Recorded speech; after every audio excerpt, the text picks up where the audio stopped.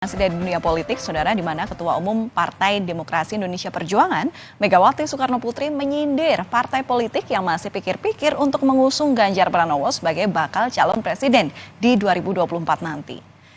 Dalam pidatonya di puncak bulan Bung Karno di Stadion Gelora Bung Karno, Jakarta, Megawati Soekarno Putri mengungkap ada 3 partai politik yang terkesan malu-malu dalam mengusung Ganjar Pranowo sebagai bakal capres di pemilu.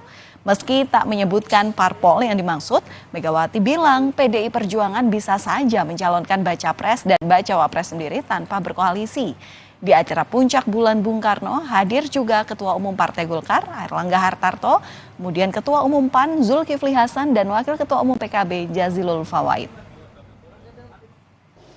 Padahal kita itu sebetulnya boleh bawa calon presiden, wakil presiden sendiri loh.